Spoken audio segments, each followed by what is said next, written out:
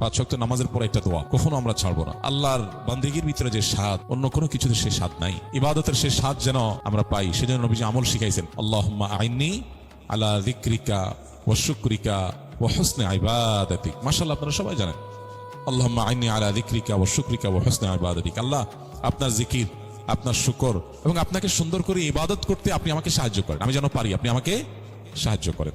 আল্লাহর কাছে চেয়ে নিতে হয় আল্লাহ হুসনুল ইবাদত যেন আমি করি। আমাদের ইবাদতের সৌন্দর্য নাই, নামাজ পড়ি সুন্দর না, রুকু সিজদা দিচ্ছি, উঠবস করছি, জাস্ট মানে কিছু ফর্মাল ডিউটি পালন করছি। সূরা ফাতিহা না পড়লে নয়, অন্য সূরা না মিলাইলে নয়, রুকুতে না গেলে নয়, দায় সারছি।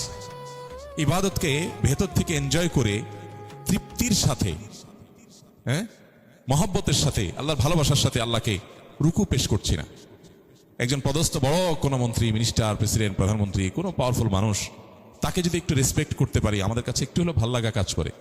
বিশেষ করে যদি ভালো মানুষ হয়, তখন ভালো লাগা কাজ করে। একটা ভালো মানুষকে রেসপেক্ট করতে পারছি, আহকামুল হাকিমিন আল্লাহ রাব্বুল আলামিনের সামনে রুকু করতে পারছি, সিজদা দিতে পারছি, মুহাব্বতের সাথে তার পবিত্রতা জ্ঞাপন করতে পারছি। এর মাধ্যমে আমার আখিরাত বিল্ড হচ্ছে, আল্লাহর সাথে সম্পর্ক গভীর হচ্ছে। কত ভালো লাগার জিনিস। কিন্তু না, শয়তান আমাদেরকে ভুলায় রাখে। ভুলানোটা শয়তানের কাজ। ওমা আনসানি হইল্লাস শয়তান। শয়তান ছাড়া কেউ ভুলায় না, ভুলানোর কাজটা করে কে? শয়তানে। এই জন্য শয়তানের সাথে আমাদের ফাইট কিন্তু সারা জীবনের ভাই, সারাক্ষণ শয়তানের সাথে ফাইট।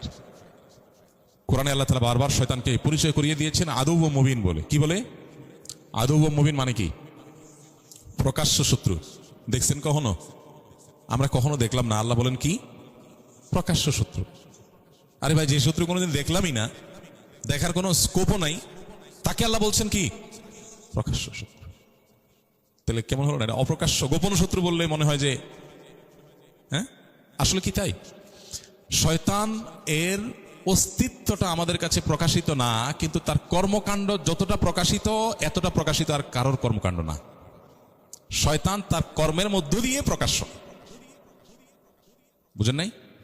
অনেক লোক আছে, ধরেন একজন কেউ বাহির থেকে ঢেল মারে, শুধু একটু পরপর, সরি ভেতর থেকে ঢেল মারে।